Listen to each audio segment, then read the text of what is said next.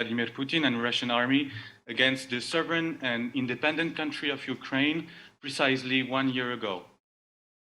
An occasion to gather cultural figures and activists from all over Europe who will share their feelings and thoughts about the terrible situation faced by Ukrainian state and Ukrainian citizens all over Europe.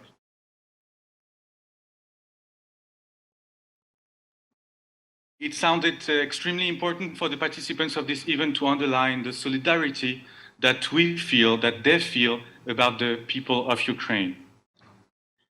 This forum will connect many European capitals: Tbilisi, Sofia, Bucharest, Warsaw, Gdansk, Krakow, Vienna, Madrid, Roma, Brussels, Berlin, and Paris. May I particularly salute you, dear Tatiana and Constantin, and all the persons present around you in Kyiv tonight. The organizers of this event wish to thank every institutions involved, especially the Crisis Media Center, the Organisation pour l'Ukraine and pour la liberté et la nôtre, but also the Organisation pour la défense de la démocratie en Pologne and Aix-Marseille University for its logistical and technical support.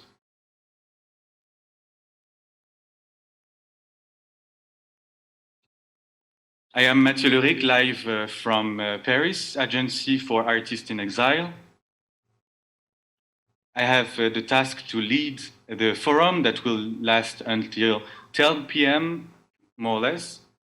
We will listen to more than 30 contributors in several languages, whose translation of their abstracts in English will be published in the chat. So let's open this forum in leaving the microphone to Alexis. Nuselovici is the initiator of the event who will explain the topic of the forum, culture and resistance. Please, Alexis. Thank you, Mathieu.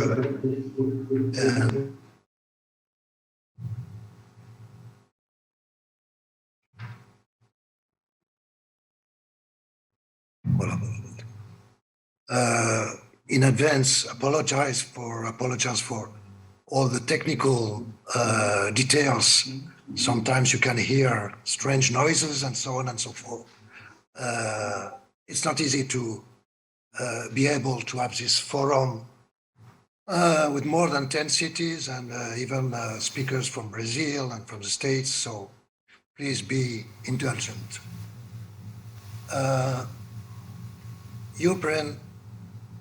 Ukrainian Forum, Culture and Resistance. Culture is a whisper. Culture is a scream. Culture could be a whisper. Culture could be a scream. Culture should be a whisper. Culture should be a scream. It depends. In times of peace, culture is a whisper, like in museums, like in libraries, a whisper of the past, which comes to soothe us. But in time of war, culture has to be a scream. The scream of Goya in his scenes of war, the scream of Picasso in Guernica, the scream of Lorca, of Mandelstam, all the dead poets, the murdered poets. We have to face two notions, two concepts, culture of war and culture at war. Culture of war, that's Putin's definition of culture. He's grounding his own personal identity and Russia's identity on the idea of war. It's a culture of war, and against it, culture has to resist. Culture at war. Because when Putin is attacking Ukraine, he's attacking Ukrainian identity, Ukrainian culture, but culture in general as well. As all dictators know, culture is a resistance against any dictatorship. So we have to react. We have to react as cultural actors, cultural agent on the stage of culture in Europe.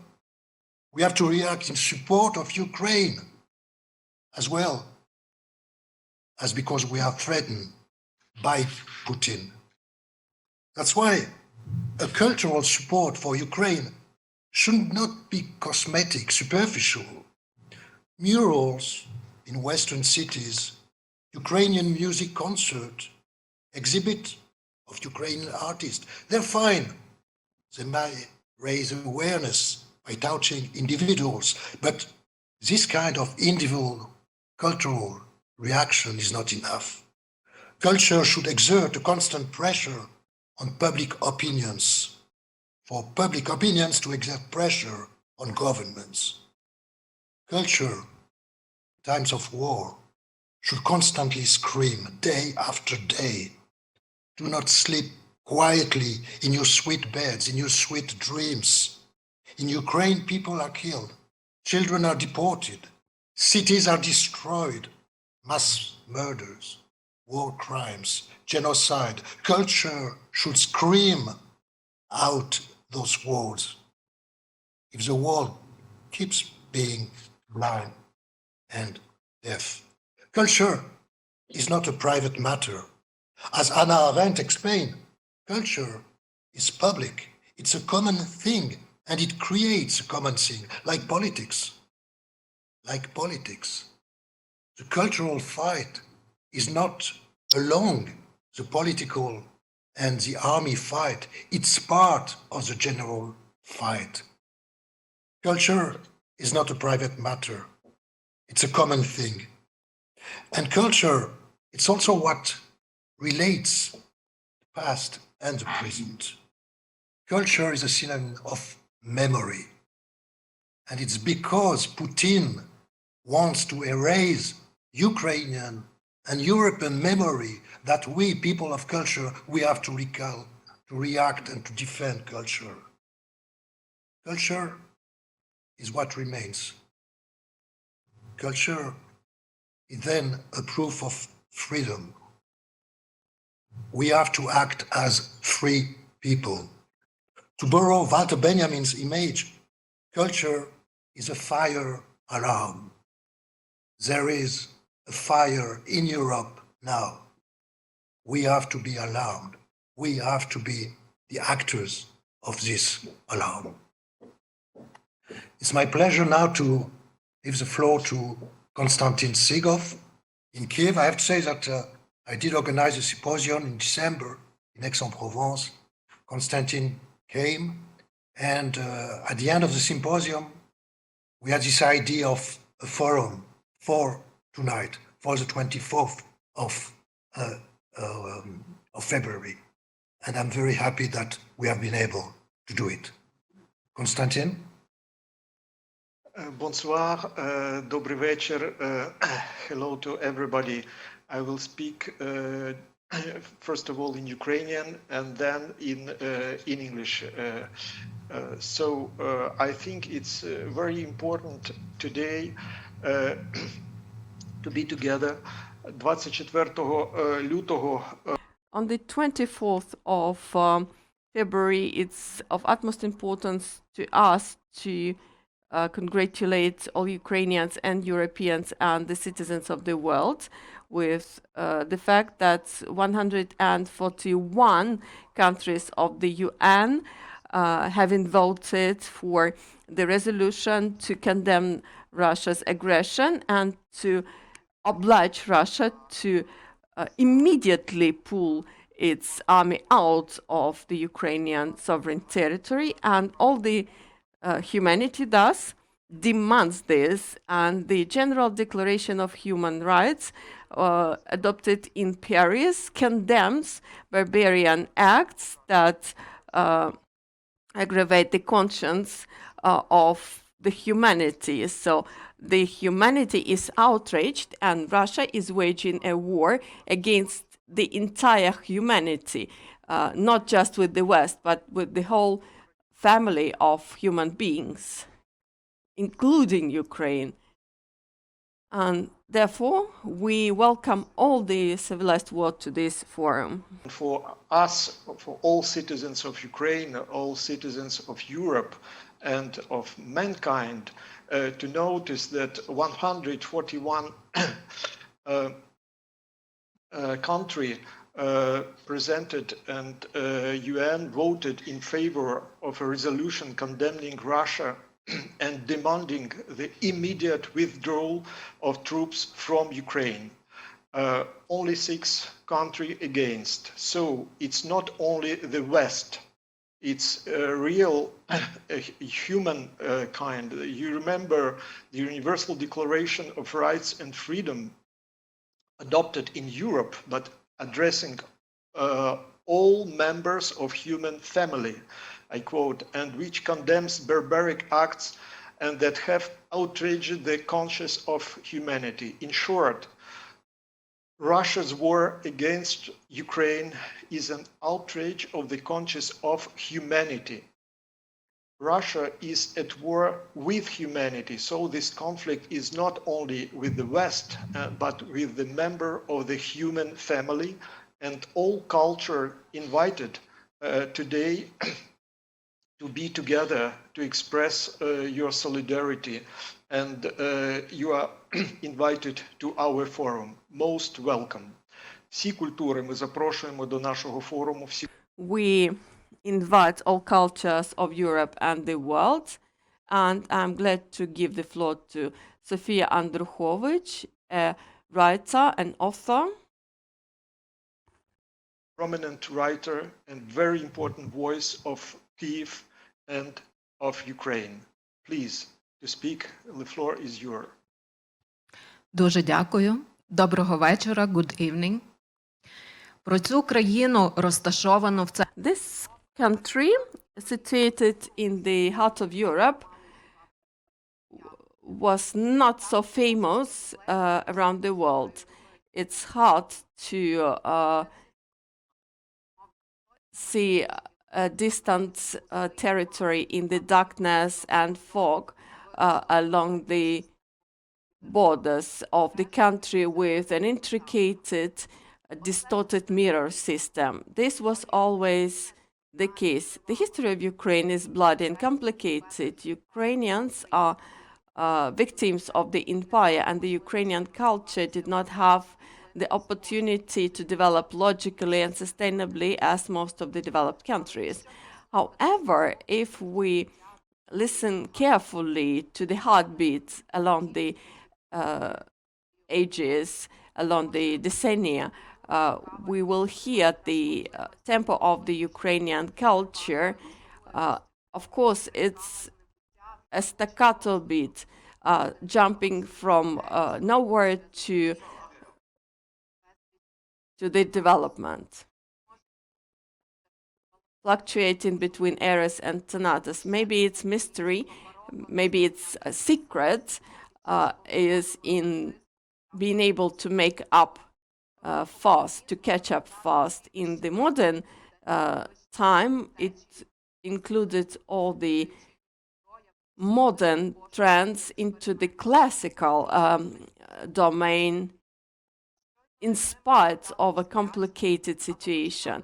As soon as the imperial regimes were dormant, Ukrainian rose up, blooming with prominent personalities. How can we explain that at different stages of the Ukrainian history? There were myriads of them uniting several professions, several occupations and talents. Their appetite to activity seems abnormal. With such a passion, it's not even making love that is always the case. Some of them did more than 20 or 10 people, in spite of the persecutions by the Tsarist regime, were being persecuted by the Bolsheviks. And most of them were living a double life, as if having inherited it from the others. жанрів.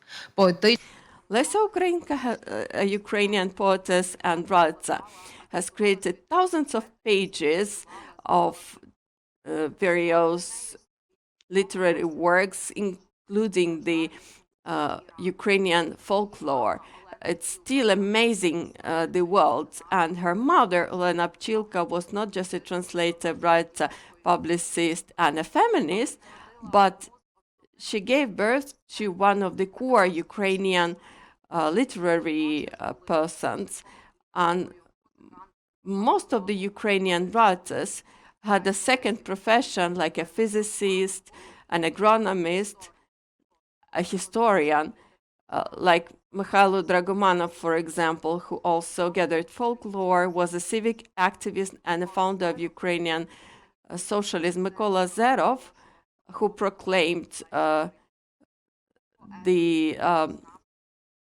burial speech at Lesia Ukrainka's funeral. He was a translator of the ancient poetry and a poet himself. His friend Viktor Petrov, a social anthropologist, literary criticist, historian, and cultural writer. And these are just a few examples, but we can take several days to list all of them. The creativity of those personalia was a bit naive. They founded or refounded certain cultural trends. It could not have been different after the cultural and historical disruptions. They created and recreated. They refounded Renaissance during Baroque style and realism and classicism and surrealism and postmodernism. So this refers not only to culture, and again from 2014, Ukrainians sustainably demonstrate the things that were too abstract for the world. They turn out to be physical and tangible in Ukrainian interpretation. Freedom and life are the values pulsing with blood. And the notions having existed during the entire span of the humanity were reinvented by the Ukrainians, and there was nothing redundant or there was no pathos. It's about the human being, it's their fragility, naivete, and passion and strength, and they need to be with the other people. A Ukrainian poet, Oleg Lesheha, wrote, "Until it's too late, hit the ice with your hat until it's not too dark. Try to burst out and you will see the beautiful world." And a fish stays at the bottom of the pond. The fish stays there until it's caught, but you are a human being. You should break free.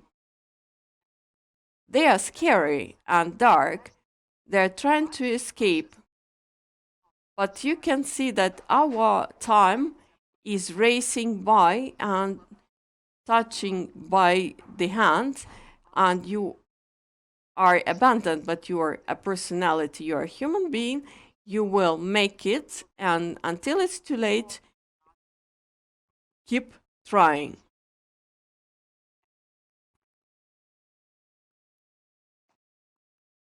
Thank you so much.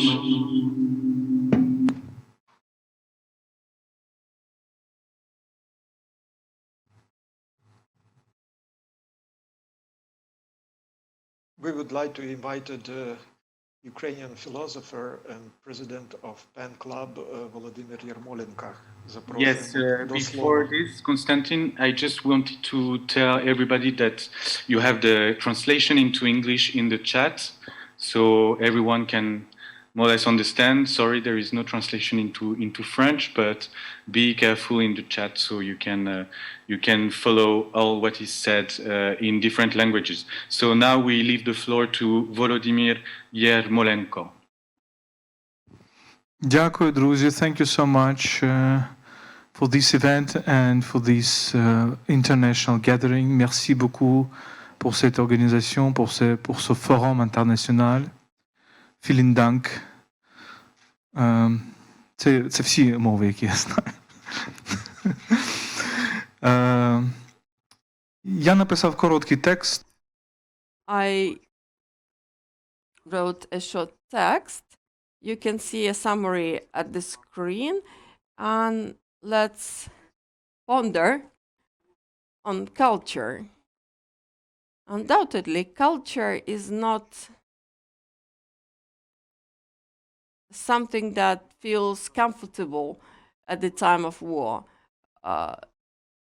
Culture is about creation, war is about destruction. But on the other hand, culture is, and has always been for myself, a fight against death. And when I look at my books, I sort of remind it to myself, and probably we feel that even more intensively now.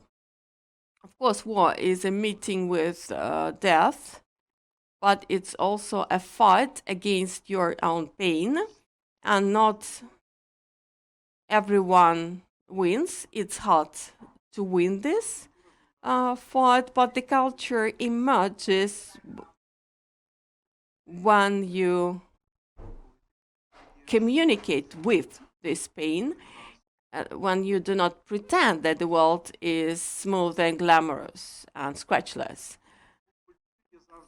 Therefore, in culture, there is this moment of new birth, rebirth, the factor that Sofia referred to, and in a sense, the value of the history of the culture is that it's a trick the human being is using to trick death. So we quoted Walter Benjamin and Hannah Arendt because these people live on because their thoughts are alive, and we can live in a full manner, full air, due to that, and due to the music composed by the people who are not with us. Our life is fuller, like Bach or Chopin or Lysenko or Leontovich. These are Ukrainian composers. And Ukrainian culture is probably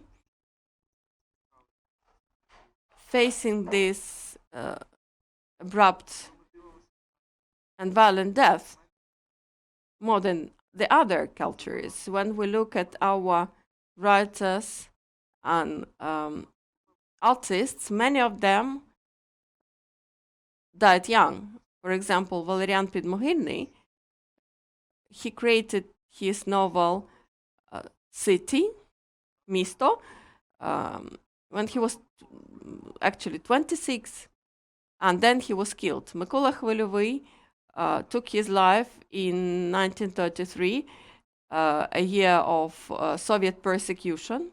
He was 30-something. And when we even think about such people who lived on in spite of having been broken, like Pavlo Tychina or Yuri Yanovsky, his Master of the Ship was written when he was a bit over 30, and probably this shows that there was this dialogue in the Ukrainian culture. But it's not just a dialogue with the death, but it's catharsis, like going through fire. Probably it's the primary meaning of the word culture. It's very agrarian. It's about surviving the winter and fresh green in spring. And there are a lot of elements of the Ukrainian culture наприклад, той самий Щедрик, having become elements of the global culture, like Carol of the Bells, that's Ukrainian Shedrik, a song about renovation, rebirth, and probably dating back to the pre-Christian symbols. So коли ми думаємо, наприклад, про культуру ХХ століття в Україні, when we think, for example, about the 20th century culture in Ukraine, in our country, one of the trends was the modern Renaissance. So it was modern, but it was a Renaissance, and we have this energy in ourselves. And if we look at the preceding centuries, as the Ukrainian writer Yevgen Malanyuk describes the emergence of Taras Shevchenko, our greatest poet and artist, his fight was a resurrection against death among desert, let's say. And Sofia referred to Baroque style. Baroque style is an epoch in Ukrainian culture, but for Baroque, the key metaphor is light among darkness. Chiaroscuro, when there is this flash of light amongst the darkest of darkness. And I'm being intrigued with the fact that Shevchenko, as the artist, the painter, he uses this style when he is imprisoned by the Tsarist regime.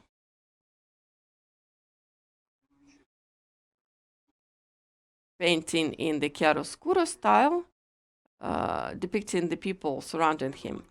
So the war that we are faced with today, it's a tragic one, but it's not unexpected, because the experience of our Ukrainian culture is being in dialogue with death. And you can feel it in the Ukrainian folk songs, where there are a lot of tragedies, but alongside with that, there is a lot of tenderness.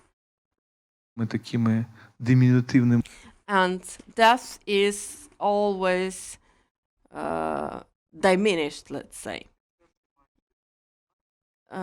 Lesia Ukrainka, a Ukrainian poetess, said that we have something in our heart that doesn't die. So Lesia is the figure demonstrating rebirth, and Ukrainians are very strong in that. Настільки з відкритими очима. So we can look at this war with our open eyes, and it's a metaphor. We are aware that death is death, people lose their homes. However, the culture heals some wounds and helps preserve the identity that the enemy wants to destroy. And we won't let it happen. Thank you.